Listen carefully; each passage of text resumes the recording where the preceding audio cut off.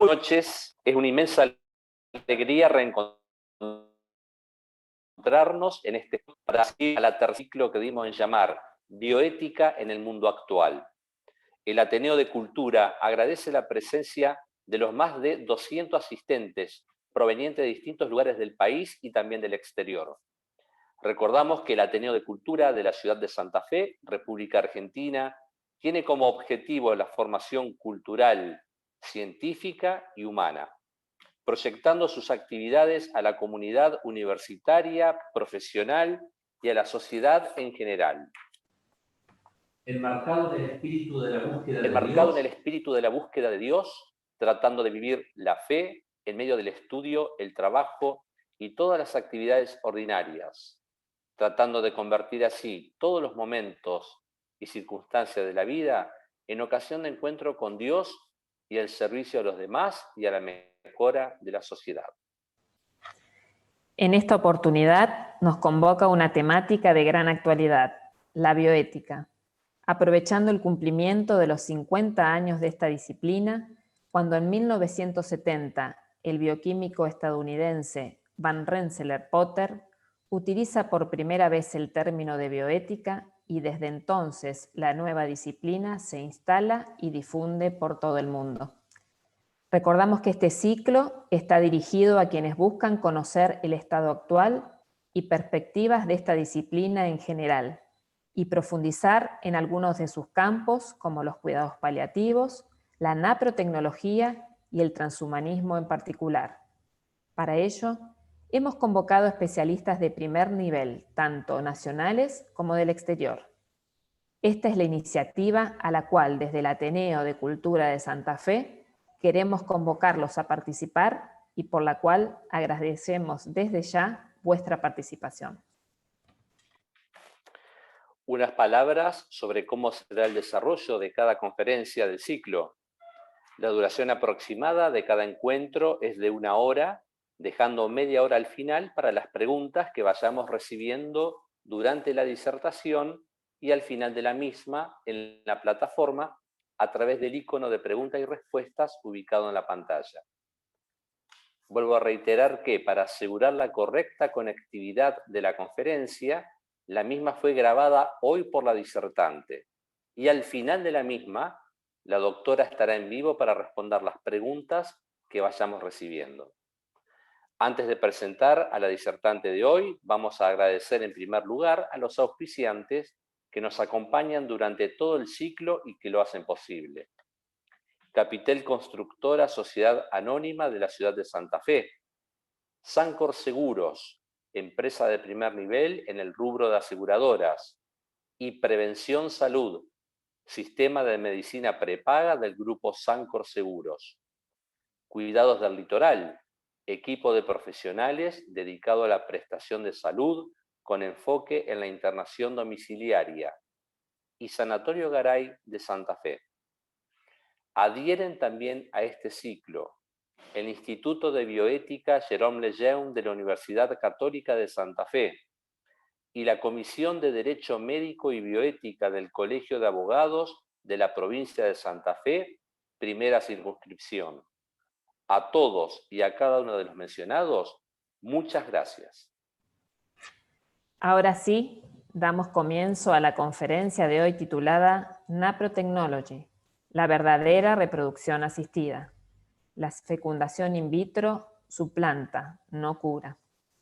Y para ello tenemos el gusto de presentar a quien nos acompaña hoy desde la ciudad de Asunción, Paraguay, la doctora Angélica Sarmiento, quien es médica cirujana por la Universidad Nacional del Nordeste, Argentina, especialista en ginecología y obstetricia y endocrinología ginecológica y reproductiva por la Universidad Nacional de Asunción, especialista en bioética por la Universidad Nacional de Asunción, médico consultor en planificación familiar natural, naprotechnology y profesional fertility care practitioner por la Universidad de Creighton y el Instituto Papa Pablo VI de Nebraska, Estados Unidos.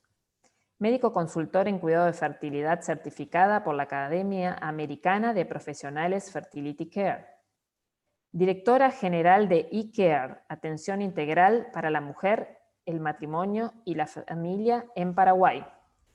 Trabaja como ginecobstetra en instituciones públicas y privadas de Paraguay. Ha realizado pasantías en los departamentos de ginecología oncológica y patología mamaria del Hospital de la Universidad Campus Biomédico de Roma, en Italia. Docente y exdirectora académica de la Facultad de Ciencias de la Salud de la Universidad Católica Nuestra Señora de la Asunción. Ha publicado trabajos de investigación sobre su especialidad en revistas médicas, participado como panelista, disertante y asistente en congresos, seminarios y jornadas científicas, y ha dictado talleres y cursos de grado y posgrado en bioética. Es representante de ética pública ante el Ministerio de Salud Pública y Bienestar Social del Paraguay.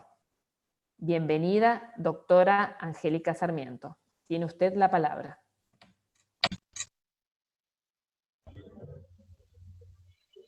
Muchísimas gracias. Les doy un agradecimiento muy especial por haberme invitado a este ciclo de charlas Bioética en el Mundo Actual, a Federico Falcó, Luis Marinaro y Florencia Pietroni. Y bueno, continuando con este ciclo, voy a comenzar mi disertación que llamamos Naprotechnology, la verdadera reproducción asistida.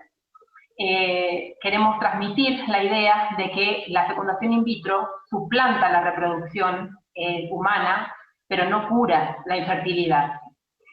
Sabemos que la patología de la infertilidad hoy en día está cobrando cada vez más víctimas, es multicausal, y la Naprotechnology ofrece un enfoque diferente.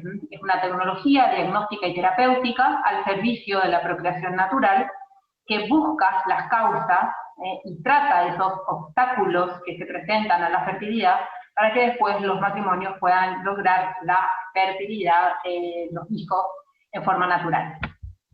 Entonces, para enfocar, digamos, para dar un enfoque a esta charla de la Naprotechnology, quería comenzar recordando algo que ya se mencionó, ¿no? De que este ciclo de bioética en el mundo actual se organizó por los 50 años del uso del término bioética, que comenzó a ser utilizado en 1970 por Van Rensselaer-Potter en Wisconsin, que él pretende crear una disciplina puente, ¿no? Que integre la biología, la ecología, la medicina con los valores humanos, y también fue utilizado por Helliger en Georgetown, un médico especialista en ginecología obstetricia, justamente colega, que él es un investigador distinguido en el estudio de la fisiología del feto. Justamente él fundó el primer instituto universitario de bioética, que es conocido como el Instituto Kennedy, para el estudio de la reproducción humana y la bioética. Entonces, esta bioética, de la cual hoy estamos celebrando estos 50 años, se caracteriza por la interdisciplinariedad, pero siempre tratando de tener la ética como eje.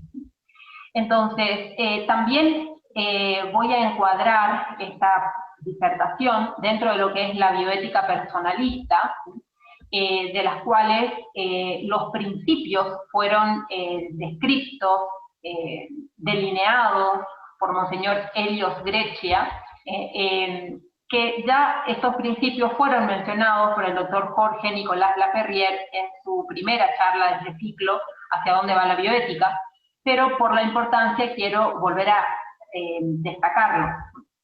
El primero, el principio de defensa de la vida física, ¿no? Que la vida corpórea es el valor fundamental de la persona y no se puede ser libre sin vida. Entonces, la vida humana es lo primero en la bioética. También el principio de totalidad, que remarca que la persona humana constituye una totalidad con el cuerpo, y de este principio de totalidad deriva el principio terapéutico, o sea que es lícito intervenir en una parte del cuerpo cuando no hay otra forma para sanar la totalidad del cuerpo, pero siempre y cuando la persona tenga el consentimiento informado y se cumplan los demás requisitos.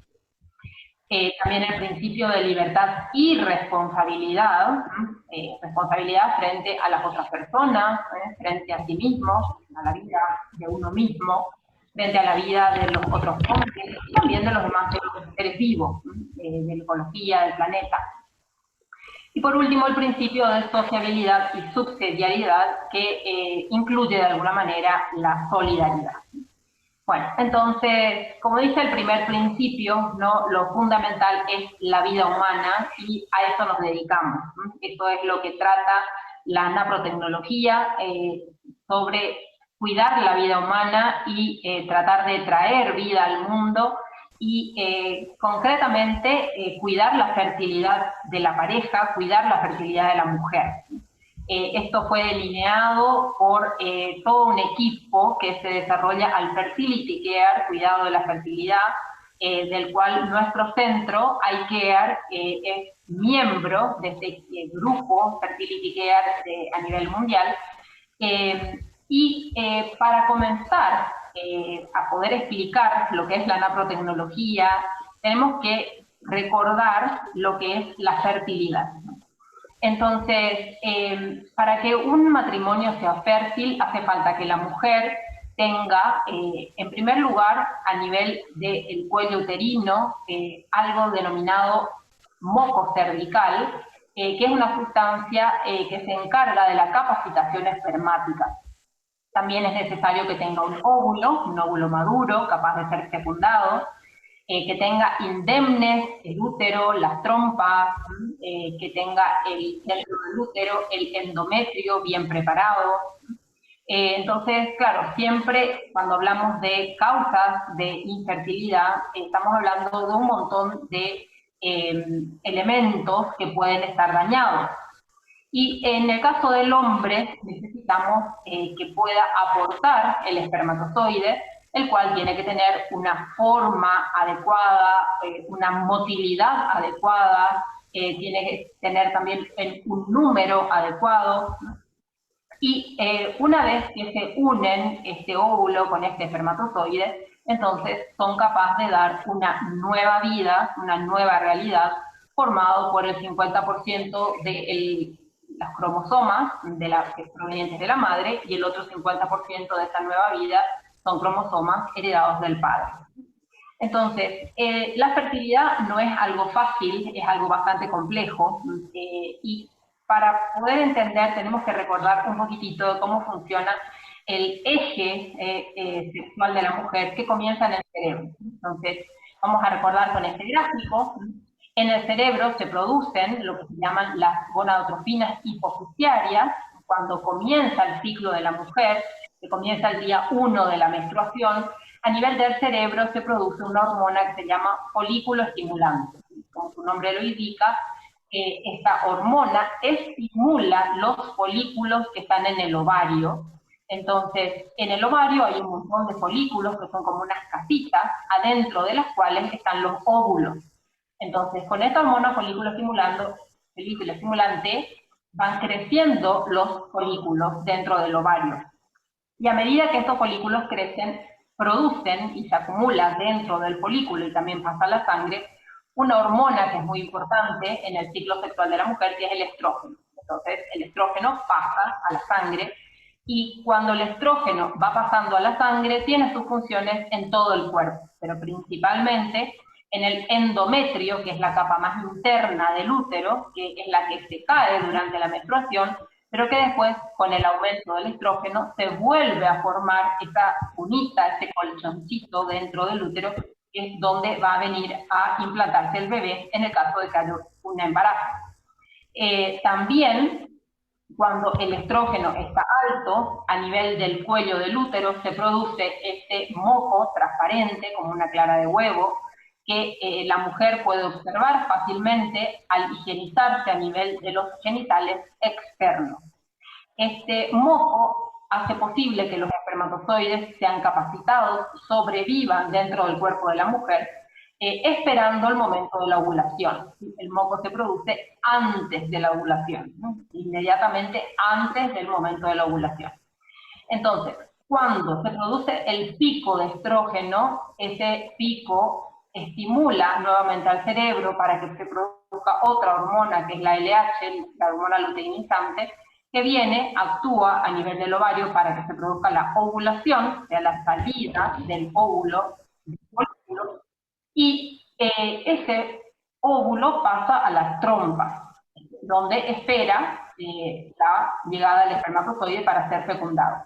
Pero mientras tanto, ese resto de folículos se transforma en lo que se llama cuerpo amarillo, que es un órgano productor de hormonas y produce nuevamente un nivel importante de estrógeno, pero sobre todo la progesterona, que es la hormona progestación, que es fundamental que se produzca en cantidad adecuada en esta segunda mitad del ciclo, después de la ovulación, porque ayuda a preparar el endometrio en calidad y también en espesor, con las arterias necesarias, como para que este colchoncito esté preparado para la llegada del embrión.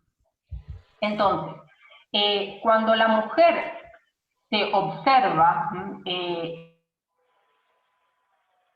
ovulación, cuando la mujer se observa, puede ver, ¿no? En los primeros días del ciclo tiene el sangrado menstrual, después a veces tiene unos cuantos días secos, después puede empezar a observar este moco transparente que si nosotros vemos a través del examen ginecológico, vemos que el útero está abierto, el cuello del útero está abierto y este moco cae, ¿sí?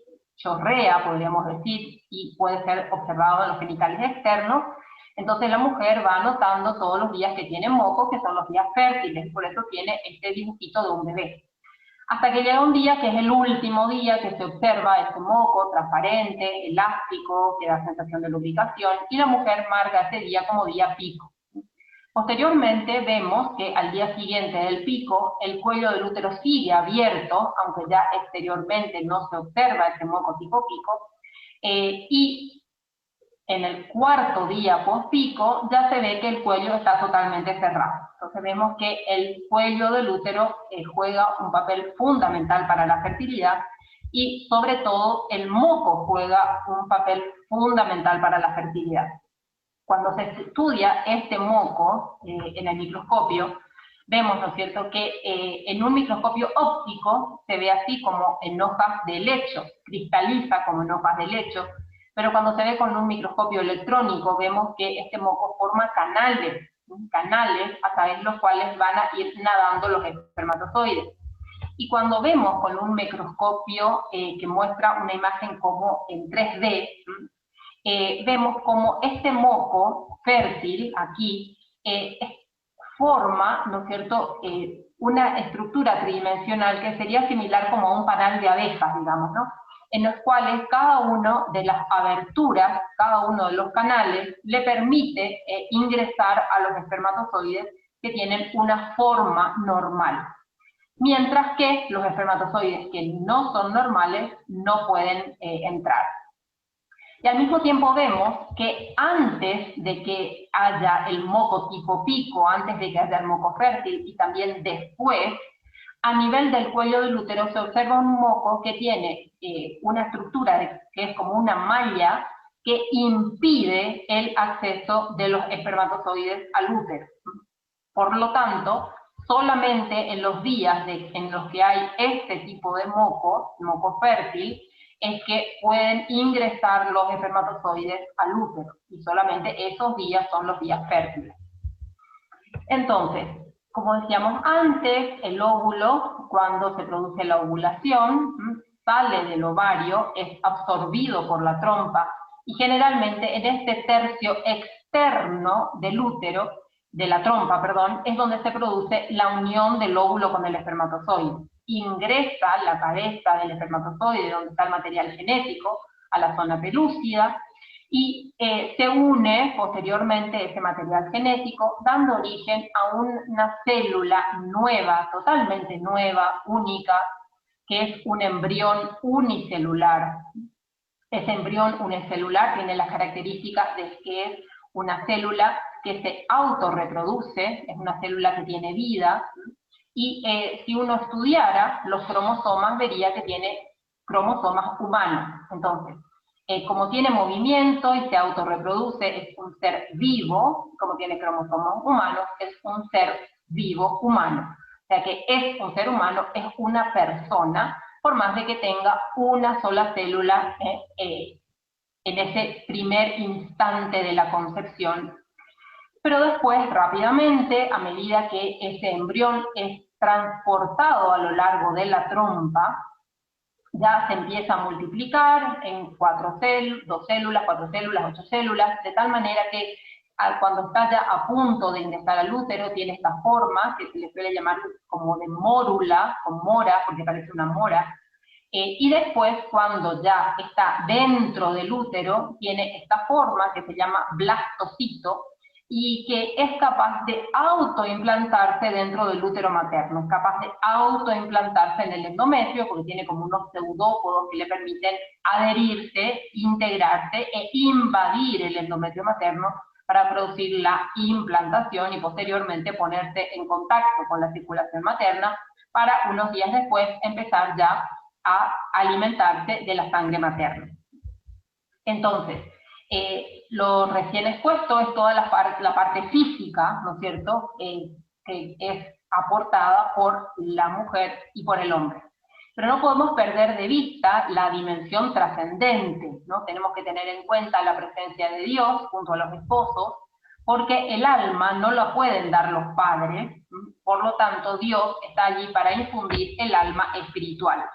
Entonces, en el momento mismo de la concepción, ¿sí?, no están solamente los padres, sino que está también ahí Dios uno y trino, la Santísima Trinidad, infundiendo el alma espiritual para que de esta unión pueda darse una persona humana que está formada por cuerpo y alma desde ese primer instante de la concepción y que después simplemente va a crecer hasta llegar a convertirse en un niño nacido, vivo, que va a estar en brazos de sus padres. Entonces, hay un error frecuente, que es la interpretación de que primero hay un cuerpo formado por el óvulo y espermatozoide, y que posteriormente se le infunde un alma para formar así una persona. Eso no es así, no es verdad, ¿sí? Es un error, no sería posible, digamos, que hubiera un cuerpo con vida sin alma, ¿sí? Porque el alma es lo que da vida, justamente anima a esa célula para darle vida.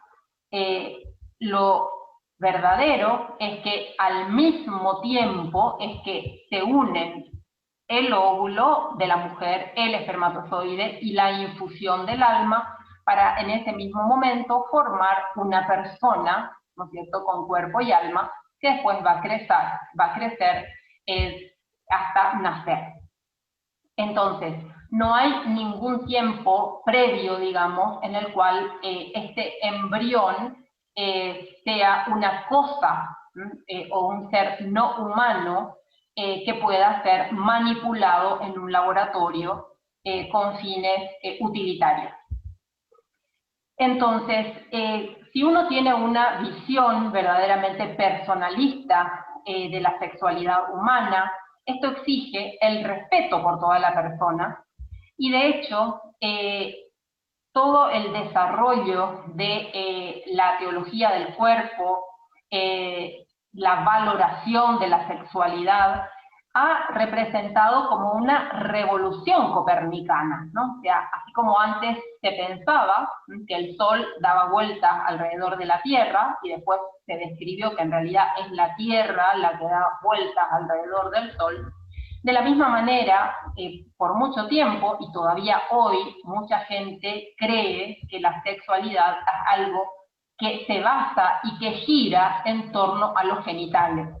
Sin embargo, la realidad es que la sexualidad es algo que gira en torno a la persona humana como eje, a esa totalidad formada por alma y cuerpo. Y no podemos perder de vista a la persona humana con cuerpo y alma cuando hablamos de sexualidad y cuando hablamos de fertilidad.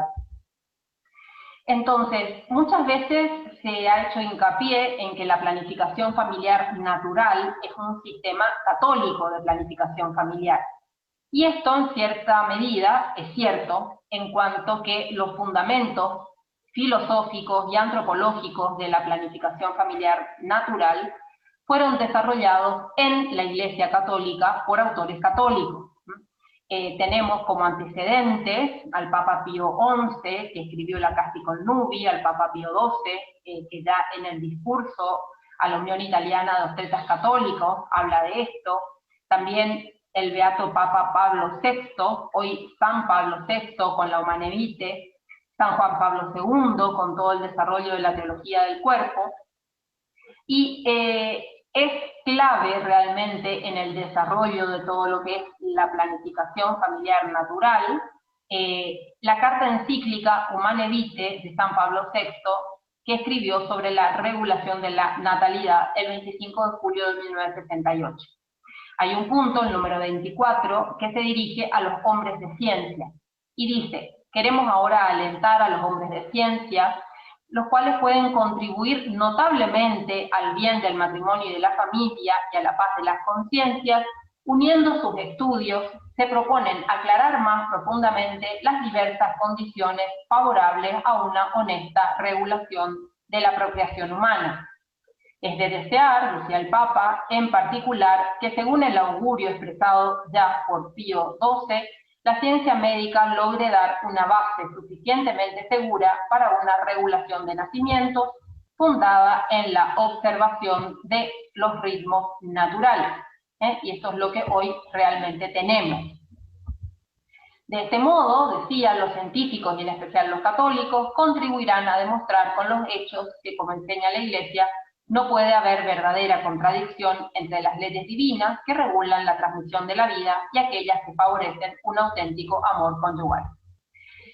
También San Juan Pablo II, en la exhortación apostólica Familiar y Consorcio, en el punto número 32, en que habla de la visión integral del hombre y de su vocación, expresaba: aceptar el tiempo y el diálogo significa reconocer el carácter espiritual y a la vez corporal de la comunión conyugal, como también vivir el amor personal en su exigencia de fidelidad. En este contexto, la pareja experimenta que la comunión conyugal es enriquecida por aquellos valores de ternura y afectividad que constituyen el alma profunda de la sexualidad humana, incluso en su dimensión física. De este modo, la sexualidad es respetada y promovida en su dimensión verdadera y plenamente humana, y no usada, en cambio, como un objeto que, rompiendo la unidad personal de alma y cuerpo, contradice la misma creación de Dios en la trama más profunda entre naturaleza y persona. También en el contexto de la Iglesia tenemos el documento precioso de San Juan Pablo II, la Evangelium Vitae, promulgado el 25 de marzo de 1995.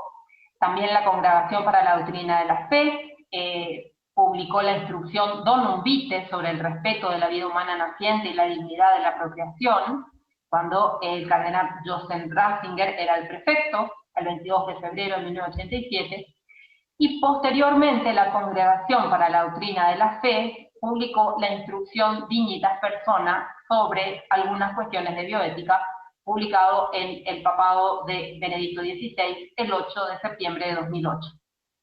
Todos estos documentos son realmente fundamentales para un estudio integral de lo que es la sexualidad humana y la transmisión de la vida humana dentro de la pareja humana. Entonces, hoy en día estamos frente a una epidemia de infertilidad humana que tal vez sea consecuencia del mal uso de la libertad humana. ¿Por qué decimos que hay una epidemia? Bueno, la infertilidad es considerada un problema de salud que afecta aproximadamente 80 millones de personas en todo el mundo. Hay algunos autores que expresan que el 25% de los matrimonios tienen problemas de fertilidad, y tanto es así que se ha declarado el mes de junio como Mes Mundial de la Infertilidad, como una forma de concienciar a la población de la gravedad de este problema. En los últimos años se ha comprobado un aumento de la infertilidad de las parejas. Muchas veces uno se pregunta los motivos, ¿no? Tenemos una serie de motivos, acá voy a nombrar algunos. Por una parte tenemos los anticonceptivos hormonales, de los cuales hay muchas opciones, las píldoras anticonceptivas que se toman por vía oral, las inyecciones que se ponen por vía parenteral, los anillos vaginales, los parches transdérmicos, los implantes subcutáneos, también tenemos ahora un DIU que tiene una hormona, y también la píldora al día después. Entonces, todas estas pastillas o inyectables, o sea, los anticonceptivos hormonales, producen alteración del ciclo normal de la mujer, alteran el eje hipotálamo-hipófiso gonadal y alteran los niveles de estrógeno y progesterona. Por lo tanto, cuando una mujer utiliza estos métodos, va teniendo una alteración, ¿no es cierto?, de su eje genital, de su fertilidad, que en principio se supone que debería ser transitorio, pero a veces no es tan transitorio y se prolonga en el tiempo. También están los dispositivos intrauterinos, el DIU, que produce una inflamación profunda del endometrio, que es la capa más interna del útero donde tendría que implantarse el embrión. También aumenta el número de embarazos ectópicos y ya sea por la inflamación que puede llevar a una oclusión parcial o total de las trompas, o por las secuelas de los embarazos ectópicos, muchas veces lleva a la infertilidad. Tenemos las enfermedades de transmisión sexual, que sumado a la promiscuidad, de las cuales el condón no previene todas las enfermedades de transmisión sexual, vemos que hay un aumento en todo el mundo de algunas enfermedades, tales como la clamidia, la sífilis, la gonorrea, y también ureoplasma urolítico, micoplasma hominis. Son bacterias que pueden alterar internamente las trompas y produciendo secundariamente la infertilidad por oclusión o obliteración de las trompas. También las enfermedades de transmisión sexual pueden producir inflamación adentro del endometrio, que se llama endometritis, en las trompas, que se llama salpingitis, a nivel de los ovarios, que se llama ooforitis, o en toda la cavidad pélvica, que se llama enfermedad pélvica inflamatoria, en el cuello del útero, que se llama cervicitis, todo lo cual puede contribuir a la infertilidad.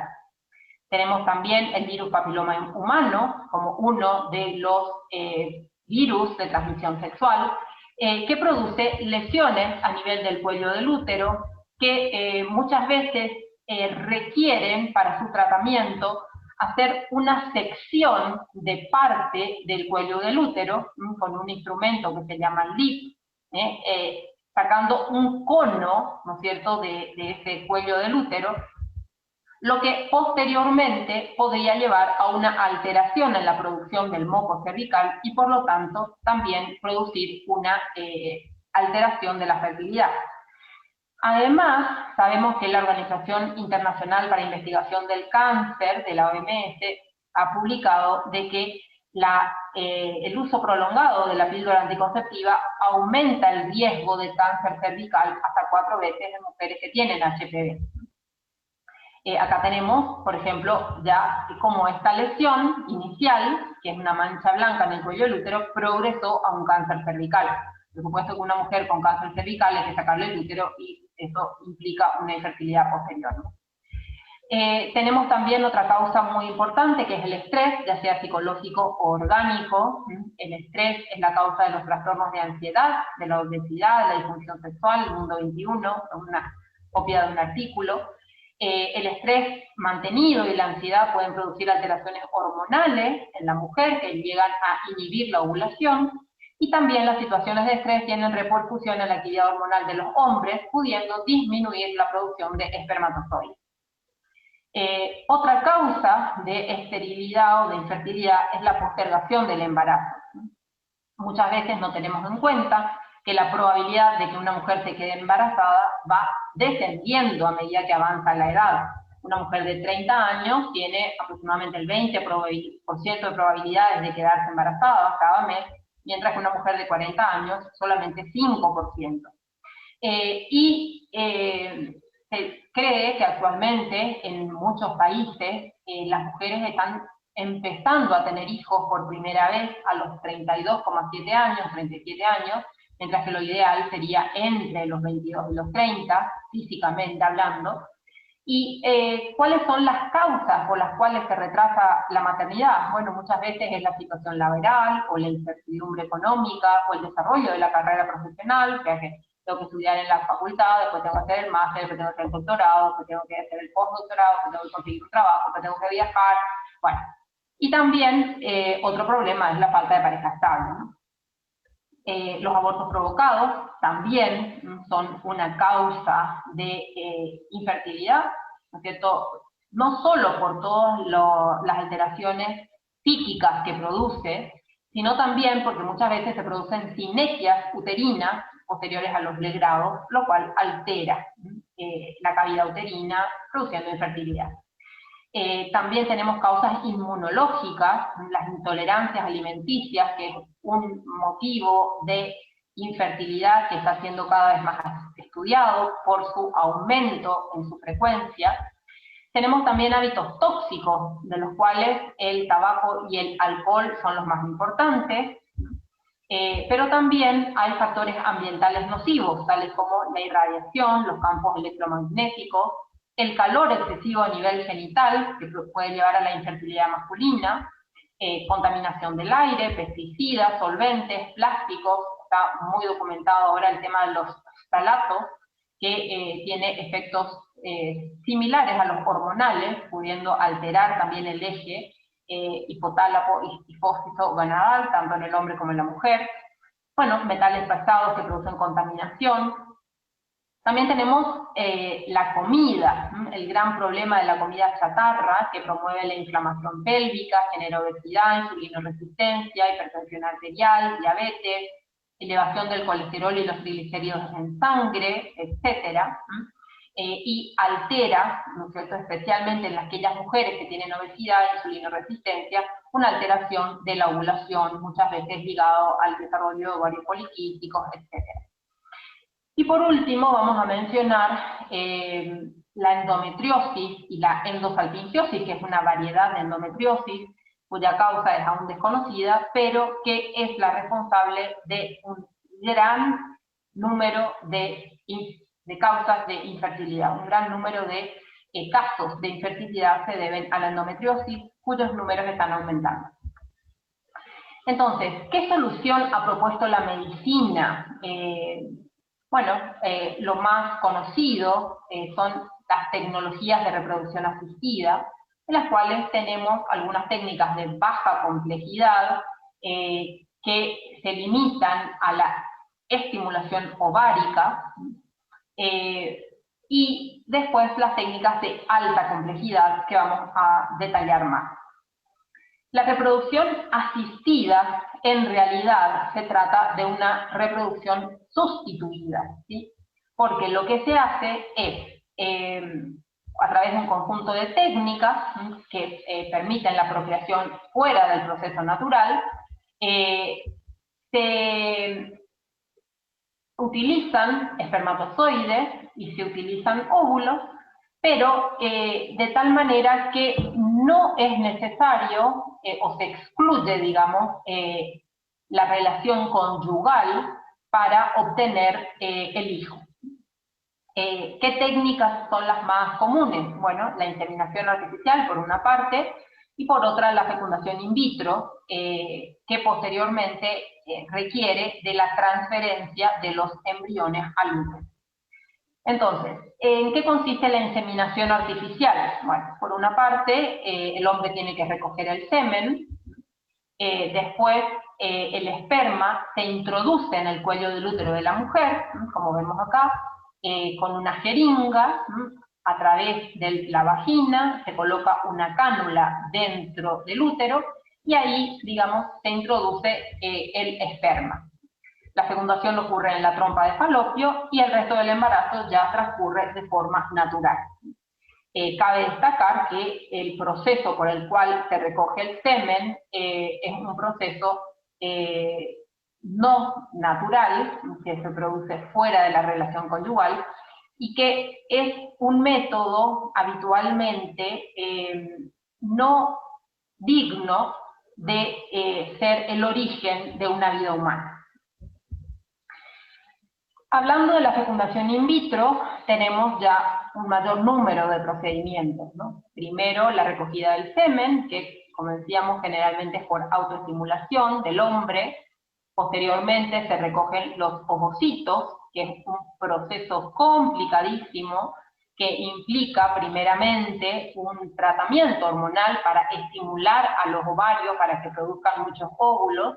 Después se hace una punción a través del cuerpo de la mujer para aspirar los óvulos dentro de la jeringa, digamos. Después se pone en una cápsula de vidrio, por eso se llama in vitro, se ponen los ovocitos y se le agrega los espermatozoides, y de esa manera, entonces, ahí en un vidrio se produce la fecundación. Si se produce la fecundación, se forman los embriones, los cuales son sometidos a un proceso de control de calidad y también de selección, y aquellos embriones que pasan el control de calidad son nuevamente inyectados dentro del cuerpo de la mujer con una cánula. Y generalmente se hace la transferencia de 1 a 3 embriones a un útero. Y el resto del embarazo ya transcurre, digamos, de forma natural. Ahora, ¿cómo se determina la calidad embrionaria? Bueno, en el laboratorio hay algunos parámetros, productos de secreción del embrión, velocidad de división, etc. Pero convengamos que determinar la calidad de un ser humano es algo totalmente inmoral. Un ser humano no debería estar en posición de determinar si otro ser humano es de buena calidad, mala calidad, o mejor o peor calidad. Hemos tenido antecedentes de esto en los campos de concentración, ¿no es cierto? Y la humanidad ha tratado de superar este tipo de consideraciones respecto a la calidad de la vida humana con respecto a un semejante. Pero lamentablemente aquí en estas técnicas todavía caemos en esto, ¿no? O sea, se analizan los embriones en un microscopio y se califican esos embriones en calidad, mejor o peor, y se elige solamente aquellos embriones de mejor calidad para ser implantados dentro del útero o para ser congelados, mientras que los que tienen mala calidad, porque están muy fragmentados o por otros motivos, son desechados, ¿sí? Se los mata, se los tira por la cañería, digamos. Entonces, entre los embriones que superan el control de calidad, algunos son transferidos al útero materno, pero si se lograron más de 3 embriones de buena calidad, a los demás se los congela. La finalidad de la transferencia múltiple, o sea, no decía, bueno, si lo normal es que una persona se embarace de un ser humano por vez, ¿por qué se le ponen 2 o 3 embriones? Bueno, la finalidad de esa transferencia múltiple es asegurar dentro de lo posible la implantación de al menos un embrión, porque se sabe que si se transfiere un solo embrión, la posibilidad de implantación es baja. Si se transfieren 2, sube un poco más. Si se transfieren 3, entonces hay la probabilidad de que se implante por lo menos uno de ellos, ¿no es cierto? Pero esto también nos muestra que al transferir 3, en realidad lo que se busca es que uno de ellos se implante y que los otros 2 se mueran. Más de 4 embriones no se aconseja transferir por todos los riesgos que conlleva el embarazo múltiple. Pero si se implantan todos, como los embarazos múltiples son de alto riesgo, en algunos países está permitido legalmente realizar una reducción embrionaria, que en realidad es un aborto selectivo de alguno o de algunos embriones. Esto es una ecografía en la cual se ve 3 embriones dentro de un útero. Esto también es una ecografía donde se ven acá 3 embriones dentro del útero. Entonces lo que se hace en algunos países es al embrión que está más cerca del cuello del útero, se lo aspira, matándolo, ¿sí? Directamente un homicidio de 1 o 2 embriones para que el que queda tenga más posibilidades de sobrevivir. ¿Cuál es el fin de los embriones congelados? Bueno, puede ser descongelarlos en el futuro y si superan el nuevo control de calidad, ser transferidos al útero de su madre. Pueden ser vendidos o regalados a otra mujer para que se le transfiera a ella. Como se suele decir, una donante dona el embrión y otra mujer es la receptora. Aunque esto se le llame así donación, en realidad generalmente se paga por todo esto. También esos embriones lamentablemente pueden ser utilizados para experimentación y muchas veces directamente son descartados cuando expira la fecha tope de congelación, porque los padres tienen que pagar, digamos, para que el laboratorio mantenga congelados a sus hijos ahí en el laboratorio. Entonces, eso tiene un tiempo límite y cuando expira esa fecha tope, se descartan esos embriones, lamentablemente. Entonces, cabe una pregunta, ¿no es cierto?, que es fundamental desde el punto de vista de la bioética, y es que en el momento de la fecundación, que es la unión del óvulo con el espermatozoide, se inicia una nueva vida humana, ¿no? Y sobre este punto hay suficiente evidencia científica que no da lugar a controversia. Entonces, uno se pregunta, ¿cómo es posible que aceptemos o que toleremos la manipulación y el homicidio de tantos seres humanos en todas estas técnicas de fecundación in vitro?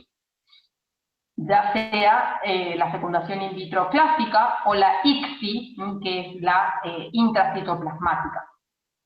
Bueno, todo esto comenzó con el primer bebé de probeta, que fue en 1978, lo cual produjo un cambio brusco en la valoración del embrión humano y su estatuto jurídico, y también implicó la creación de una nueva terminología que permitiera justificar que se manipule o que se descarte la vida en la fecundación in vitro con embriotransfer y en otros campos de la medicina experimental y la investigación sobre embriones.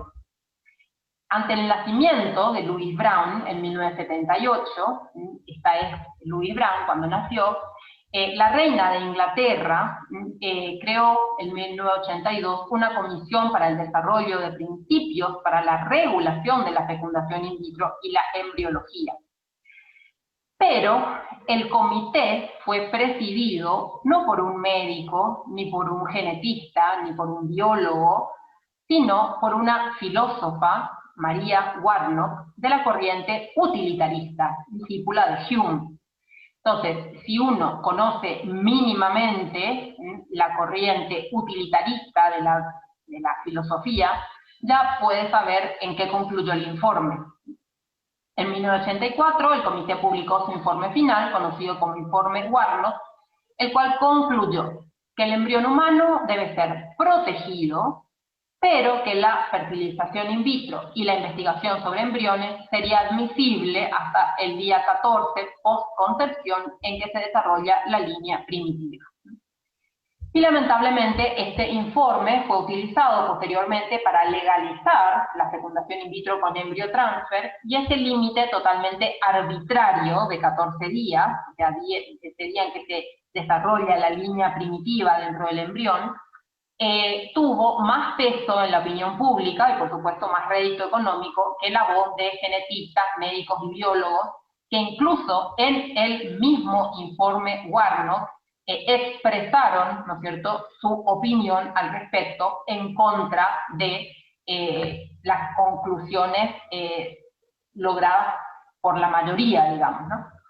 Entonces, todas las técnicas de fecundación in vitro instrumentalizan al embrión humano, tratándolo como si fuera un simple cúmulo de células que se usan, se seleccionan y, si es necesario, se descartan.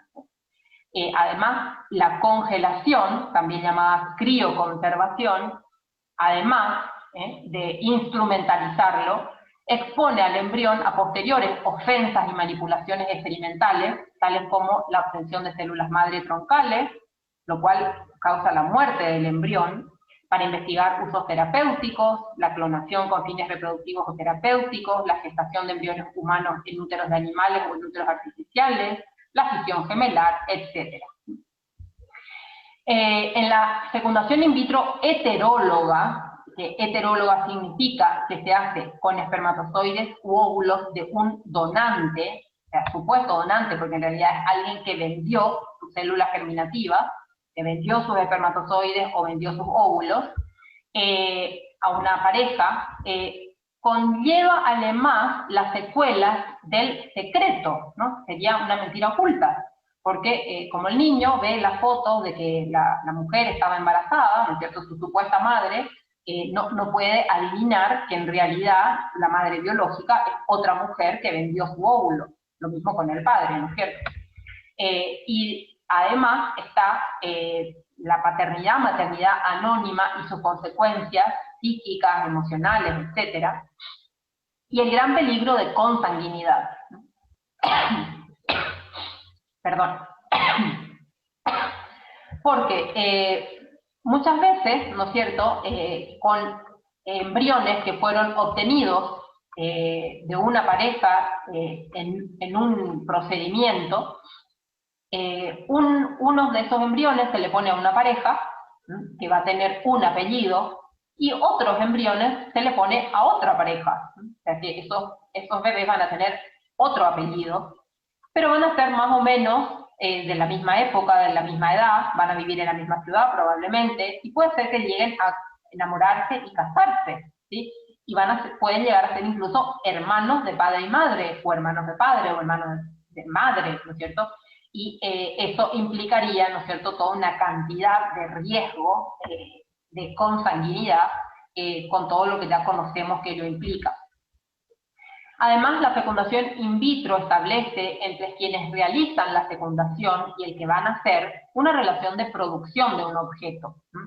O sea, es el resultado de una técnica y ese niño, al ser, digamos, concebido, es privado de toda relación interpersonal, porque no es gestado en el cuerpo de su madre como fruto de una relación de amor y personal entre dos personas que están teniendo una relación conyugal, sino que es fruto de una técnica dentro de una cápsula de vidrio in vitro, ¿no es cierto? Y totalmente expuesto a una cantidad de factores que podrían ser nocivos para el desarrollo de esa persona.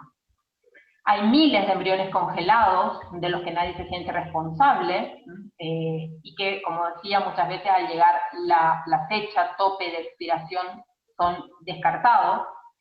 Y una persona resulta ser objeto producido por el trabajo del hombre en vez de ser fruto de un acto personal de amor en el que concurren funciones orgánicas, emocionales, sensibles y espirituales, ¿sí? El amor espiritual. Entonces, volvemos a recordar que una de las bases de la bioética personalista es tener en cuenta la responsabilidad ante los actos libres. Entonces, hay que sopesar y tener en cuenta todas las consecuencias de la fecundación in vitro. Entonces, ¿cuáles son? Bueno, por una parte, muerte de miles de embriones, ya sea porque no alcanzan la calidad suficiente para ser transferidos, o que se transfieren pero no logran implantarse, o que se congelan y al descongelarse ya no tienen esa buena calidad, o que se congelan con buena calidad pero después nadie los reclama porque los padres ya tuvieron el hijo deseado y ya no quieren volver a tener un segundo o un tercer hijo, entonces nunca los reclaman. El sufrimiento de las parejas sometidas al procedimiento, los problemas psíquicos y psicológicos en los hijos que logran sobrevivir y que después se saben fruto de una relación objeto utilitario en el momento de su concepción. ¿Qué otras consecuencias Bueno, el riesgo que implica esta estimulación ovárica para la salud de la mujer. Hay un cuadro sumamente grave que se llama hiperestimulación ovárica, que tiene incluso riesgo de muerte. Y muchas veces a las mujeres no se les informa de esto. Recordemos otro de los principios de la bioética personalista, que es el principio de totalidad y el consentimiento informado que deberían tener todas las mujeres al ser, digamos, expuestas a una terapéutica de este tipo. Además, el riesgo que implica la gestación múltiple para la salud de la mujer. O sea, uno al ver simplemente estas imágenes de madres octilizos puede ver lo altamente anormal que es esto y el gran riesgo que implica para la salud de la mujer. Además, el riesgo de enfermedad y de muerte para los bebés sobrevivientes. Acá tenemos trillizos, cuatrillizos. Como decía antes, generalmente en la fecundación in vitro con transferencia de embriones se transfieren solamente 1, 2 o 3 para evitar este riesgo de cuatrillizos. Pero cuando se hace, por ejemplo, una estimulación ovárica y posteriormente una inseminación artificial, no se puede medir el número de embriones que se forman. Entonces muchas veces hay cuatrillizos o quintillizos o sextillizos o septillizos e incluso octillizos, con el altísimo riesgo de enfermedad y muerte que tienen cada uno de estos niños, que generalmente tienen secuelas graves, gravísimas. Entonces, la fecundación in vitro realmente es un experimento. O sea, los experimentos con ratas de laboratorio y otros animales de ciclo vital breve, cuyo origen es la fecundación in vitro, señalan que en etapa adulta hay anomalías morfológicas y de comportamiento. En los seres humanos no sabemos qué pasará, porque el primer experimento de fecundación in vitro, que está todavía en fase de ejecución, solo lleva 42 años. Y los niños que fueron nacidos por técnica ICSI, la inyección intracitoplasmática de gametos, el de mayor edad tiene solamente 22 años, y los niños frutos de la técnica de vitrificación, el de mayor edad solamente tiene 13 años, o sea que estamos todavía en fase de experimentación. Hay un artículo publicado en Human Reproduction en el 2011 que dice claramente que los niños nacidos de técnicas de reproducción artificial son fenotípicamente, ya que externamente, y bioquímicamente diferentes de los niños concebidos de forma natural, pero los mecanismos que conducen a estos cambios no han sido todavía dilucidados. Bueno, acá tenemos, por ejemplo, a Louise Brown, que fue la primera bebé de probeta, que, como les comentaba, nació en 1978, hoy tiene 42 años. Esta es una foto de esta mujer a los 25 años de edad, y podemos ver que fenotípicamente realmente no tiene unos rasgos muy naturales, comunes. Bueno, muchos se preguntan con respecto a la reproducción asistida, si es la única alternativa. Acá voy a mostrar algunas preguntas que están en el libro Llaves de Bioética o Claves de Bioética, que se repartió a los jóvenes en la JMJ de Río en el 2013. Y ahí dice, en caso de esterilidad, ¿la reproducción asistida es la única alternativa? Y la respuesta es que no. Dice, la reproducción asistida da respuesta a la infertilidad sin curarla. Sin embargo, la medicina puede tratar cierto número de causas de infertilidad. Hay diferentes técnicas que ayudan a procrear. El método Billings, que aporta un mejor conocimiento de los ciclos de fecundidad. La naprotecnología, que recopila todas las disciplinas vinculadas con la procreación, la observación de la propia fecundidad, tratamientos médicos, intervenciones quirúrgicas, y que tiene tasas de éxito superiores a los de la reproducción asistida. Y también está, por supuesto, la adopción, en que la pareja acoge a un niño ya nacido. Entonces, llegamos al eje centro de nuestra charla, que es la naprotecnología, tecnología diagnóstica y terapéutica al servicio de la procreación natural, cuya historia comienza con la Humanae Vitae de San Pablo VI, que cuando fue promulgada, el doctor Thomas Hilger se vio personalmente tocado, y esto le llevó a hacer una evaluación independiente del método de ovulación de Johnny Lynn Billings, comenzando en 1976, y posteriormente, entre los años 1977 y 1980, le llevó a la estandarización del método, creando el sistema de cuidado de la fertilidad según el modelo Creighton. Aquí tenemos el equipo del doctor Thomas Hilger, en el que están el doctor Thomas Hilger, su esposa Susan Hilger, Ann Preville y Diane Daly en 1977, y el mismo equipo en el 2014 que siguió trabajando juntos, desarrollando primero el modelo Creighton y luego la naprotecnología o naprotechnology. Acá tenemos al doctor Hilger presentando el libro de naprotechnology en el año 2004 al Papa, hoy Juan Pablo II.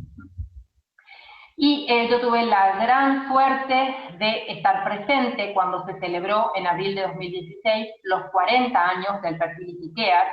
Estuvieron presentes ahí en ese momento los 4 cofundadores. Y ¿qué es lo que ellos lograron? Bueno, el doctor Hilger confirmó que la información contenida en la planilla no solamente servía para planificación familiar, sino también para monitorear la salud femenina. Entonces, viendo la planilla, viendo por ejemplo acá en este caso que hay un solo día fértil, podemos ver que esta pareja probablemente va a tener infertilidad, o que después del día de la ovulación, muy pocos días después ya se produce la menstruación, vemos que esta pareja va a tener mucho riesgo de tener abortos espontáneos. Cuando se producen sangrados inusuales al final del ciclo, previo a la siguiente menstruación, probablemente esta mujer tenga alteración en la progesterona, baja progesterona, lo cual le puede llevar tanto a infertilidad como a abortos espontáneos. Se pueden identificar sangrados anormales, etc. Entonces, él desarrolló o identificó una cantidad de biomarcadores, tales como la longitud del sangrado menstrual, el número de los días prepico, el moco tipo pico, el moco tipo no pico, el ciclo de moco, el día pico, el número de días de la fase prepico, el número de días de la fase postpico, el spotting premenstrual, el sangrado marronado al final de la menstruación, etc. Y una vez que se identifica algo anormal en la planilla, se pueden hacer estudios, ya sea, por ejemplo, de estrógeno o de estrógeno y progesterona en la segunda mitad del ciclo, lo cual nos permite ver si esa mujer tiene curvas normales, como esta, que es una curva normal, o anormales, como esta, que es una curva totalmente anormal. Entonces, hay una correlación entre los patrones graficados en la planilla y los diagnósticos ginecológicos que se pueden hacer posteriormente con los estudios de laboratorio. También el estudio de las pacientes con infertilidad por ecografía le permitió al doctor Hilger identificar 6 causas de infertilidad ovárica. Por ejemplo, en este caso, la ausencia del cúmulo órforo, que es el cúmulo donde está el óvulo dentro del folículo ovárico. El automonitoreo que la pareja hace y que grafica en la planilla del modelo Creighton permite sospechar diferentes causas de infertilidad femenina y luego estudiarlas y luego tratarlas. También permite ver el riesgo de aborto espontáneo y prevenirlo, porque se ve, por ejemplo, que las mujeres que tienen un ciclo de moco bajo, de 5,3, cuando que lo normal es entre 9 y 16, tienen mayor riesgo de aborto espontáneo. Entonces, la naprotechnology lo que propone es, primero hacer un diagnóstico, después hacer un tratamiento para que la pareja logre la procreación natural y después pueda tener un bebé en casa. ¿Sí? La naprotechnology es la verdadera reproducción asistida, en que los médicos ayudamos o asistimos al matrimonio a lograr la procreación. ¿Qué tipos de tratamiento utiliza la naprotechnology? Bueno, tratamiento hormonal cooperativo, progesterona, estrógeno, también drogas, o sea, comprimidos que estimulan la producción del moco cervical, Tratamiento quirúrgico también en el caso de mujer para causas ováricas, tubáricas, endometriosis, etcétera. En el caso del varón, por ejemplo, varicocele. Cambio de hábitos, manejo del estrés y otros. La efectividad del modelo Creighton para lograr el embarazo en parejas de fertilidad normal es en el primer ciclo del 76%, en el tercer ciclo del 90% y en el sexto ciclo del 98%. Y si al Creighton se suma el tratamiento médico de la naprotecnología, se logra hasta el 80% de embarazo. Los resultados comparativos entre la Naprotechnology y la fecundación in vitro, se ve que es mucho mejor el de la Naprotechnology, por ejemplo, en el caso de endometriosis, un 21% para in vitro, 56 a 76% para Naprotechnology. En caso de ovarios poliquísticos, 25% para in vitro, 62 a 80% para Naprotechnology, etc. Bueno, y con esto quiero dar fin a la charla, que ya fue un poco larga. Agradezco muchísimo al Ateneo de Cultura por la organización de este ciclo, y acá les dejo también los datos de nuestro equipo. Se pueden comunicar con nosotros, ya sea por vía WhatsApp, o entrar a nuestra página web, o Facebook, o los distintos medios que están al alcance vía internet. Y bueno, ahora entonces vamos a dar inicio a la serie de preguntas. Muchas gracias a todos por estar aquí, por acompañarnos y por su atención.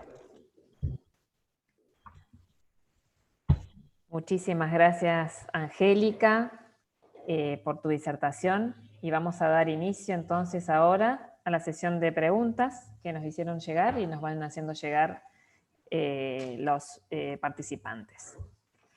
Muchas gracias, Florencia. Bueno, Angélica, empezamos. A ver. ¿Cómo comienza el proceso de la Naprotechnology, un matrimonio interesado? Bueno, entonces, un matrimonio que está interesado en aplicar la naprotecnología, lo primero que tiene que hacer es contactar con una practitioner del modelo Creighton, ¿sí? En Argentina hay, digamos, tanto médicos que hacen naprotecnología como practitioners, que son las especialistas en enseñar el modelo Creighton a las parejas. Entonces, lo primero es ponerse en contacto, arreglar el inicio del proceso de aprendizaje. Es como aprender un idioma, ¿sí?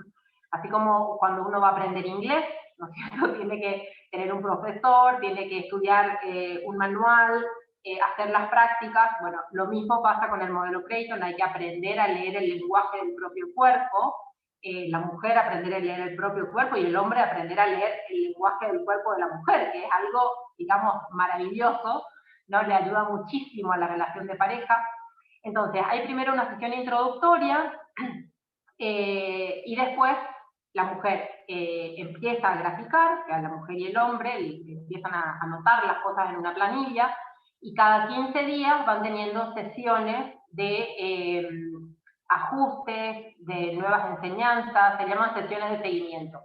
Cada una de estas sesiones, tanto la sesión introductoria como las otras, duran aproximadamente entre 90 y 120 minutos. ¿Sí? O sea, son sesiones muy personalizadas en las que se va aplicando toda la teoría a la práctica, porque para aprender un funcionamiento del cuerpo humano y del cuerpo humano de una persona en particular, no es suficiente escuchar una vez una charla o leer una vez algunos datos en internet, ¿no? Hace falta un seguimiento, porque aparte los seres humanos, las mujeres, estamos sujetas a un montón de condicionamientos externos. Entonces, de repente, puede ser que no sé, tenemos un examen y eso hace que tengamos estrés, entonces eso puede retrasar la ovulación, o lo mismo que hay, no sé, una cirugía, el fallecimiento de una persona cercana, una situación de confinamiento.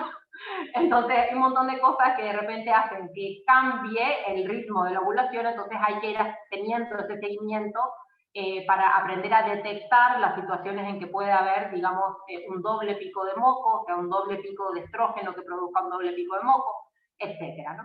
Entonces, lo primero es contactar a una practitioner, aprender el modelo Creighton, y una vez que tengan 2 meses graficados de la planilla, o sea, 2 meses ya de ese seguimiento, contactar al médico especialista en naprotecnología, el cual va a realizar la interpretación de esa planilla, va a evaluar los biomarcadores y va a poder solicitar, en el caso de que haya alguna señal de que hay algún biomarcador que indique que algo esté fuera del lugar, los estudios correspondientes. Además, en el caso de las pacientes que consultan por infertilidad, hay también todo un protocolo dentro de la naprotecnología para la evaluación y el tratamiento de la infertilidad masculina, ¿no? Es el mismo médico, Naprotechnology, que hace el tratamiento de ambos, ¿sí? De la pareja, del matrimonio en su conjunto. También consultaban por el tema de las planillas, si una mujer puede hacer el seguimiento o las anotaciones en su casa o siempre necesita que la vaya guiando un ginecólogo.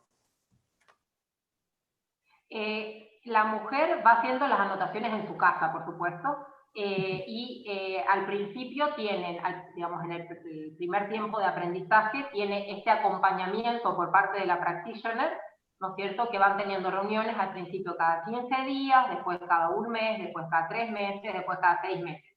No hace falta el seguimiento de un ginecólogo para hacer las planillas. De hecho, esa es la maravilla que tiene el modelo Creighton, para esto también el método Billings, ¿no es cierto?, o el método sintotérmico, que la mujer, o sea, la pareja puede hacer el automonitoreo de su ciclo menstrual, puede ser el automonitoreo de su fertilidad.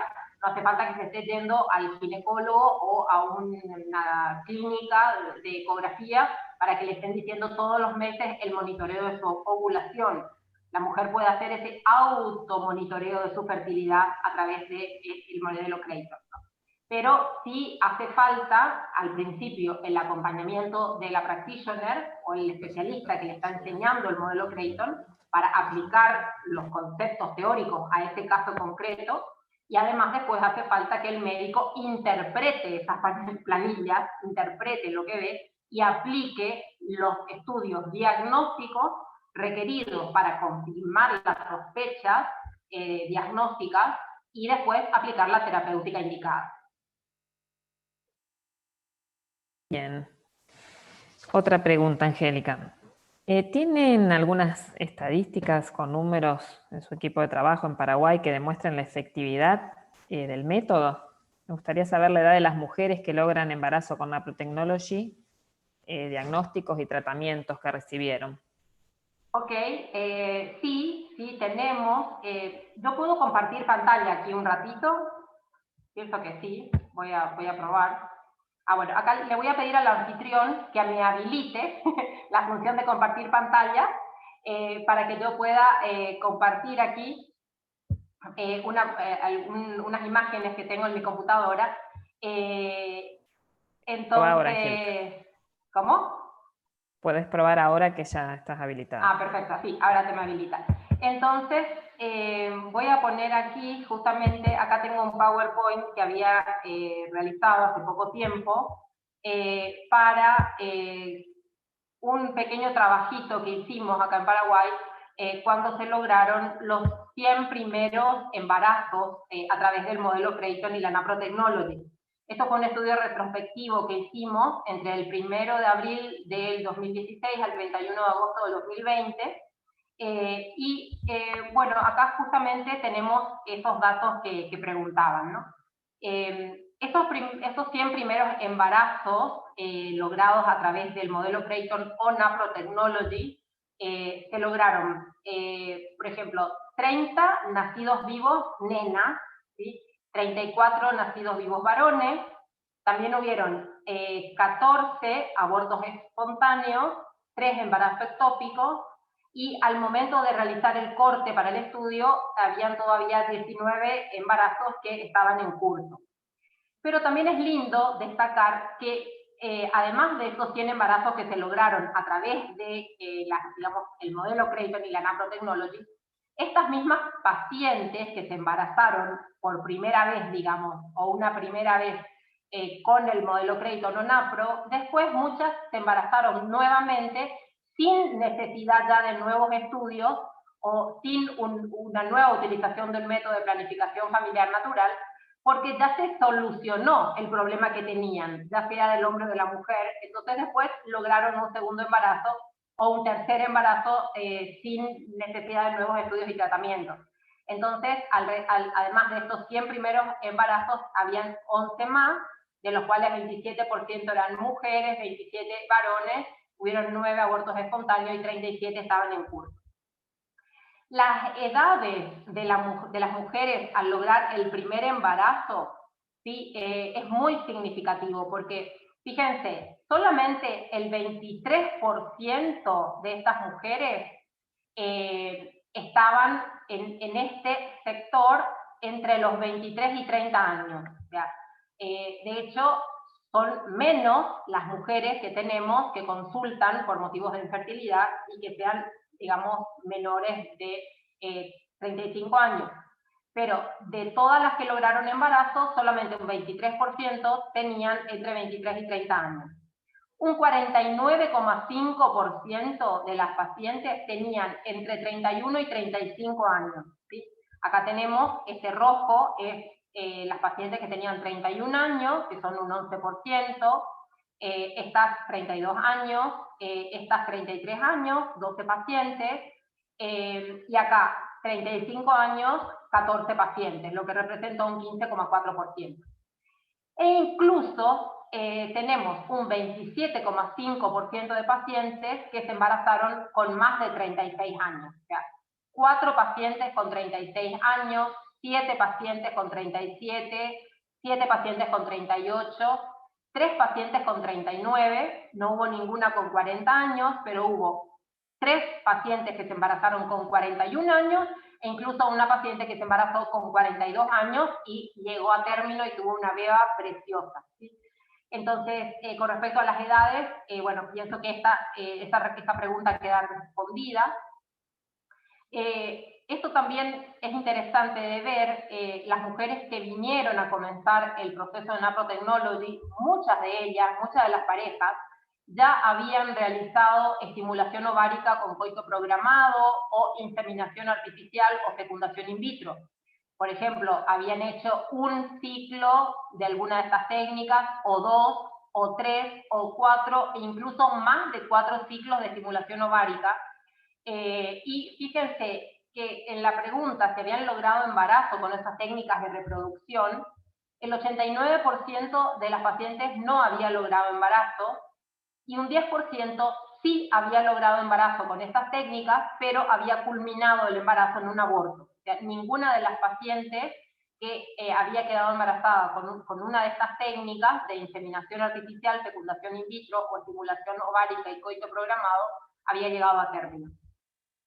En cuanto al motivo, digamos, los motivos por los cuales no se estaba logrando el embarazo, acá tenemos, en cuanto al seminograma del varón, pues normal en el 34% de los casos, tenía la cantidad afectada en 13%, la forma afectada en un 50%, y muchos de estos casos que tienen la forma afectada se debe a que tienen varicocele, que es una alteración de las venas a nivel testicular, que es, digamos, más o menos similar a lo que son las hemorroides, digamos, ¿no? O sea, una dilatación anormal de las venas testiculares. Y 29% tenía la motilidad afectada. O sea, no tuvimos ningún paciente que después haya logrado el embarazo que haya tenido ausencia de esperma, ¿no? O menos de un 4%. En cuanto a los diagnósticos de la mujer, tengo que decir que la mayoría de los casos no hay una sola causa, sino que hay varias causas. Generalmente hay más de una causa en la mujer, a veces incluso más de una causa en el varón también, que se superponen, ¿no? Entonces, en el caso de las mujeres, lo que tuvo un gran impacto, ¿sí? Fíjense, es la endometriosis, muchas mujeres con endometriosis, muchas mujeres con alteración de la progesterona, lo que decía al principio de mi disertación en cuanto a la alteración hormonal. Fíjense que casi el 50% de las pacientes tenían alteración de la progesterona. 12% tenían alteración del estrógeno, 25% tenían mioma, 5,6% afectación en las trompas, 19% ovarios poliquísticos, después, además de la endometriosis, que fueron un 30%, también otro 6% que tenía endosalpingiosis, que es otra variedad, una variedad dentro de la endometriosis, después quistes ováricos, muchas pacientes con infecciones del tracto genital inferior, que como comentaba también en la charla, las enfermedades de transmisión sexual, especialmente la clamidia, el ureoplasma, el micoplasma y la gonorrea, pueden producir taponamiento de las trompas por dentro, llevando posteriormente a una infertilidad.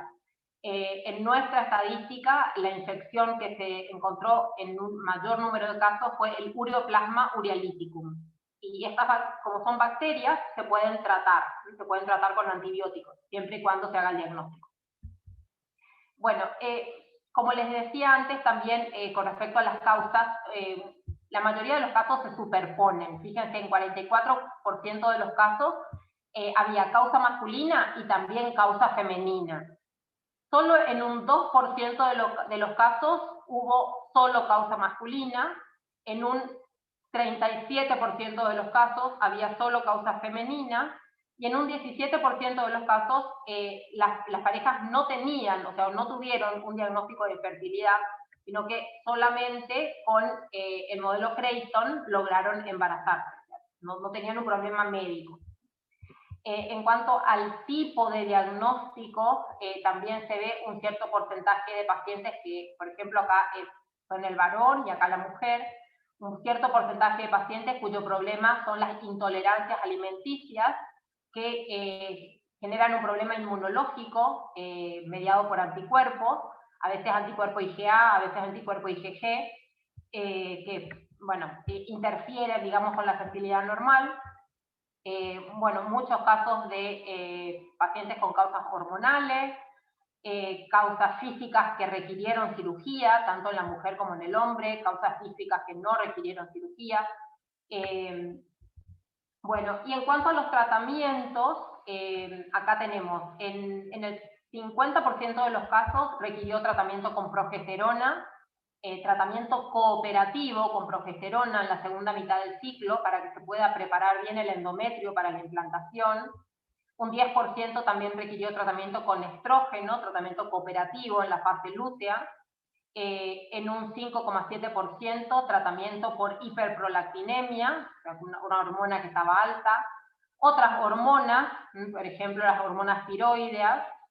En un 38,6% hizo falta optimizar el moco cervical porque estaba poca cantidad o poca calidad de moco cervical. En 17% tratamiento del cuello del útero porque tenían alguna lesión a nivel cervical. En un 14% tratamiento por histeroscopía porque habían pólipos dentro del endometrio. En un 8,6% tratamiento de miomas, bueno, y después cistectomía, drilling ovárico. En un 31,4%, eso es una de las causas más importantes, como les decía, tratamiento para endometriosis, endosalpingiosis, y muchas veces esto viene sumado a adherencias. También en un 35,7% tratamiento de infecciones. En muchos casos, 30% cambios alimenticios, en la mayoría de los casos pacientes con sobrepeso u obesidad que tuvieron que bajar de peso. Una de ellas, por ejemplo, se hizo una cirugía bariátrica, una de ellas se puso un balón gástrico y con esto lograron la reducción de peso necesaria para volver a ovular porque estaban teniendo ciclos anovulatorios. En muchos casos también se requirió el uso de la naltrexona, que aumenta las beta-endorfinas en sangre. En muchas pacientes, tratamiento de la ansiedad o del estrés, ya sea con un psiquiatra, con tratamiento farmacológico o con una terapeuta. Bueno, actividad física, suspender hábitos tóxicos, etc. Y en el caso del varón, el tratamiento mayor fue el tratamiento de infecciones, ¿no? Como decíamos, infecciones de transmisión sexual que tienen causa, que tienen tratamiento, ¿no? O sea, lamentablemente hay algunas infecciones de transmisión sexual que no tienen tratamiento, pero hay algunas, principalmente las bacterianas y micóticas, que sí tienen tratamiento. Y en este caso, como les decía, el tratamiento se hace en pareja, tanto al hombre como a la mujer. En nuestra estadística, el mayor número de casos fue de ureaplasma urealyticum. Bueno, también en 38,5% de los casos, medicación para mejorar el esperma, ya sea la cantidad, la motilidad o la morfología de los espermatozoides. En un 18% de los casos, cirugía de varicoceles, 10% cambios alimenticios, en 7,7% tratamiento de ansiedad del estrés, ejercicio, suspender hábitos tóxicos, etc. Bueno, y creo que con esto queda respondida la pregunta. Sí, María Angélica, muy bien. Tenemos varias preguntas en relación a las técnicas que son aprobadas por la Iglesia Católica. Sabemos que sí, que la naprotecnología sí, pero de las que son artificiales, digamos, por decirlo de una manera. La gente que tenga esta duda, esta inquietud, sería buenísimo que puedan leer un documento que es magistral en esto, que es la Donum Vitae, que es uno de los documentos que nombré en la charla, y también el último documento que fue publicado, que tiene como subtítulos sobre algunas cuestiones de bioética. En los dos documentos, la Iglesia reafirma la misma doctrina de siempre, digamos, ¿no? Que son lícitos aquellos métodos que no suplanten la relación conyugal, ¿sí? Aquellos métodos en los cuales se suplanta la relación conyugal no son lícitos moralmente, digamos, y no son aceptados por la Iglesia Católica. Sí, lo que se hace es solamente ayudar a esta relación conyugal a llegar a la meta de lograr la concepción a través de la relación conyugal, entonces sí son aceptados. Eso es lo que dicen los dos documentos, pero incluso va explicando una por una todas las técnicas y por qué tendrían algo no aceptable, ¿sí? He visto que una de las preguntas era, por ejemplo, con respecto al GIF. Bueno, hay muchas técnicas y en estos documentos explica por qué no, ¿no? Pero es muy claro, los dos documentos son claros que si la técnica suplanta a la relación conyugal, no es ilícita moralmente. Si le ayuda a llegar a su meta, entonces sí. Bien. En relación a los matrimonios que consultan y que realmente tienen infertilidad, digamos que ni con naprotecnología ni con ninguna técnica, ¿qué manejan algún porcentaje? ¿Tienen idea? ¿O siempre se le encuentra alguna solución? A ver, los casos en los que realmente no se les puede ayudar a través de la naprotecnología son aquellos casos en los cuales las mujeres han dejado ya de ovular, o sea que ya han tenido su menopausia, o sea que han tenido la menopausia, ya sea una menopausia precoz, que se considera menopausia precoz, cuando la última menstruación seguida de un año entero sin menstruar ocurre antes de los 40 años, si es antes de los 40 años se considera menopausia precoz, o falla ovárica precoz. Y si es ya posterior a los 40 años, bueno, entre los 40 y los 50 o 52 años ocurre habitualmente la menopausia, digamos, ¿no? Entonces, ya no se considera precoz, sino que se considera, bueno, que llegó el término. Entonces, siempre y cuando la mujer todavía ovule y tenga, digamos, ovulación y menstruación, la naprotecnología tiene algo que hacer, ¿no? O sea, podemos trabajar, podemos optimizar. Y lo mismo pasa en el hombre. Si el hombre no tiene espermatozoides, o sea, si no tiene ningún espermatozoide en el semen, ya sea porque tiene obliterados los conductos o porque los testículos no producen espermatozoides, en este caso no se puede hacer nada, ¿no es cierto? Pero si tiene espermatozoides, pero los espermatozoides tienen baja morfología, o bajo movimiento, o baja cantidad. Entonces sí se puede hacer mucho, se puede tratar y se puede mejorar muchísimo.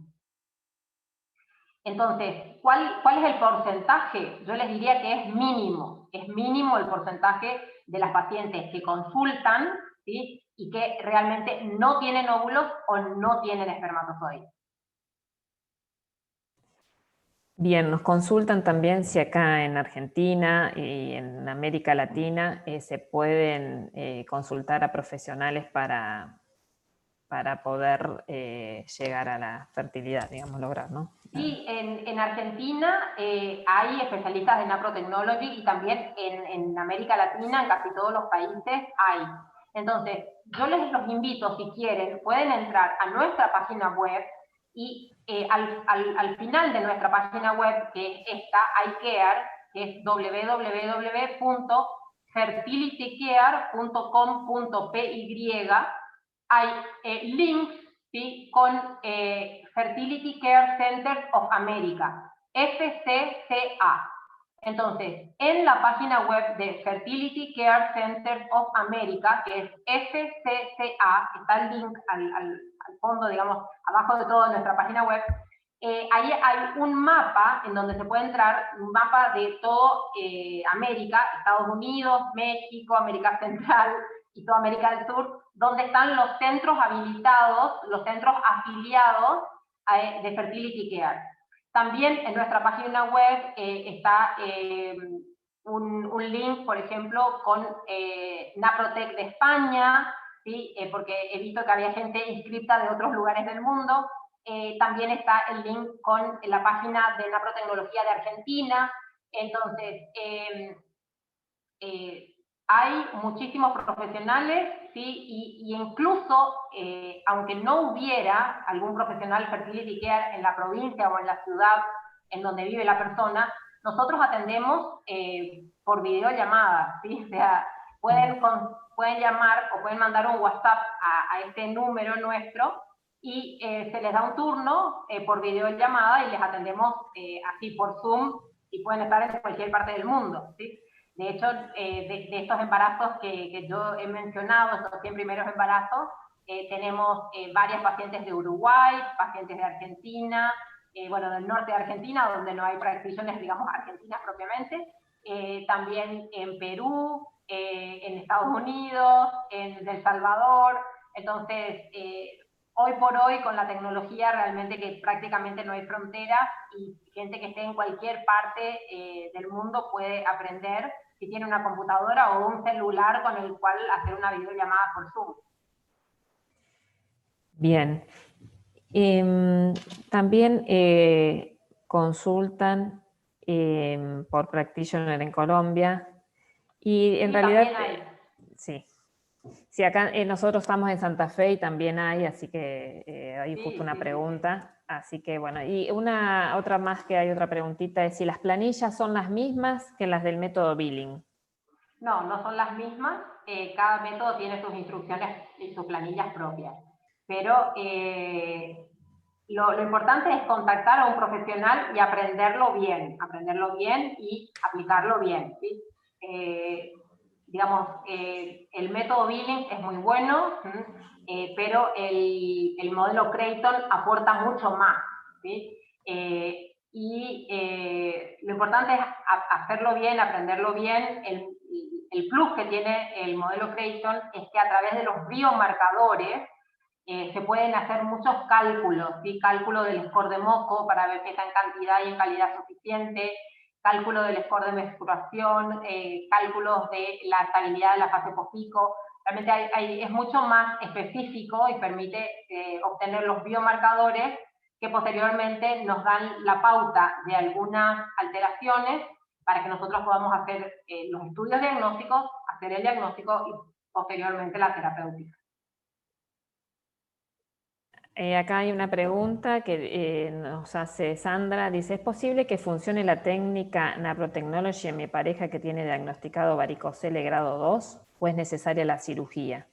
Ya tuve 2 pérdidas, embaracé con pastillas para estimular la ovulación y luego ecografía ovulatoria e inyectable, se liberaron óvulos para el primer embarazo, pero fue ectópico, y el segundo anembrionario. Ya. Bueno, de que puede, claro que puede, ¿no es cierto? O sea, como decía, la Naprotechnology tiene muchísimo que ofrecer. Habría que hacer la evaluación de cada pareja, eso es lo que se hace, ¿no es cierto? Se hace una evaluación súper amplia de cada pareja, y de hecho la cirugía para varicocele, cuando es necesaria, forma parte de los protocolos de Naprotechnology. O sea, hay pacientes que requieren cirugía y tienen que hacerla, ¿sí? No hay que tenerle miedo a una cirugía cuando es lo indicado. O sea, lo que habría que ver es, según el caso del paciente y según los resultados que se obtengan, ¿no es cierto?, ver si la cirugía le va a aportar una mejoría o no, ¿sí? Y en base a eso se decide si se opera o no se opera. Y bueno, hay también muchísimas cosas que estudiar para ver qué pudo pasar para que tenga un embarazo ectópico, qué pudo pasar para que tenga un índice de abortium, ¿no es cierto? Estudiar una cantidad de factores a nivel endometrial, a nivel de las hormonas. Bueno, hay todo un protocolo, así que bueno, sí te animo a que consultes y ojalá que te podamos ayudar a tener un embarazo a término. Dios mediante. Bueno, y como para ir terminando, ¿qué mensaje le da a esas parejas que están con problemas para poder tener un bebé, y lo primero que se le recomienda es ir a las técnicas de fertilización asistida o técnicas in vitro, Claro. sin pasar por esta opción que es tan importante y bella, ¿no? Claro, sí, yo pienso que mucha gente no sabe que existe la naprotecnología, y claro, lo que tiene más, bueno, más propaganda o se conoce más porque se lleva más tiempo es lo otro, ¿no? Entonces, las parejas que están anhelando el hijo, yo los animo a, bueno, a acercarse a un practitioner para aprender el modelo Creighton, a un médico napro para aplicar la naprotecnología. Y bueno, y también rezar, ¿no? O sea, la vida es un don de Dios, como dije en algún momento. Y también aprovecho para contestar una pregunta que hicieron también dos personas con respecto a el alma de los niños, digamos, de la fecundación in vitro. Entonces, evidentemente que cualquier ser humano, si es un ser humano, tiene alma, ¿sí? O sea, los niños que son, digamos, producidos de alguna manera a través de la fecundación in vitro, claro que tienen alma, porque si no, no tendrían vida, ¿no? Lamentablemente, eso es lo triste, eso es lo grave, ¿no es cierto? Que niños que tienen alma y que están destinados para una eternidad, muchas veces se los selecciona, se los descarta, se los tira, y bueno, algunos, gracias a Dios, sobreviven, ¿no es cierto? Pero lo ideal sería que se dejen de producir niños a través de estas técnicas in vitro.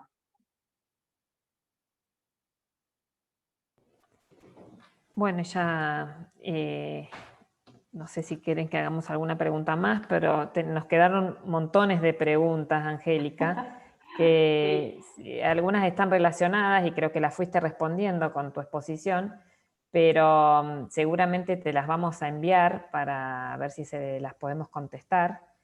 Sí, yo les animo también a escribir, a acercarse, ¿no es cierto? Porque bueno, tenemos, como decía, las redes.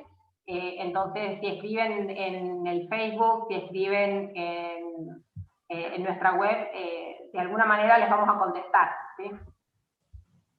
Bien. Bueno, muchas gracias, doctora Angélica Sarmiento. Realmente fue un gusto escucharla, muy clara en la exposición. Muchas gracias nuevamente a todos nuestros auspiciantes, a Capitel Constructora, a Sancor Seguros, a Prevención Salud, a Cuidados del Litoral y al Sanatorio Garay. Muchas gracias al Instituto de Bioética Jérôme Lejeune de la Universidad Católica de Santa Fe y a la Comisión de Derecho Médico y Bioética del Colegio de Abogados de Santa Fe por su adhesión a este ciclo. Muchas gracias nuevamente a todos los presentes, a todos los participantes. Realmente hoy han estado muy dinámicos, con muchas preguntas, muchos comentarios que nos han hecho llegar, muchísimos, que bueno, la doctora, se lo vamos a hacer llegar a la doctora Angélica Sarmiento también. Ella ya también ofreció su sitio web, sus redes sociales, para que entren en contacto con ellas para ver esas dudas que han quedado muchísimas, pero que también, si vuelven a escuchar la disertación que va a ser enviada, muchas de esas dudas también van a quedar resueltas, ¿sí? Yo creo que es un ciclo, es una conferencia para volver a escuchar. Así que bueno, a esperar el link con la grabación.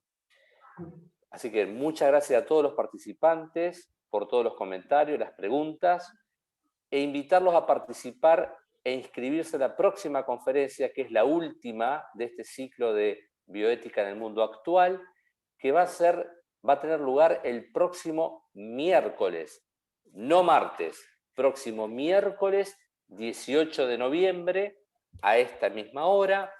Va a estar a cargo del doctor Leandro Gaitán Mántaras sobre el transhumanismo, la obsolescencia programada del hombre, sus implicaciones antropológicas y éticas. Es un tema que también se las trae, ¿sí? Así que a todos, nuevamente, muchas gracias por su participación, por haber estado conectados con nosotros. Muchas gracias a la doctora Angélica, a todos los participantes, a todos los auspiciantes, y nos encontramos nuevamente entonces, si Dios quiere, el miércoles 18 de noviembre a esta misma hora. Que todos tengan muy buenas noches. Gracias. Gracias a todos. Hasta luego. Hasta luego, doctor.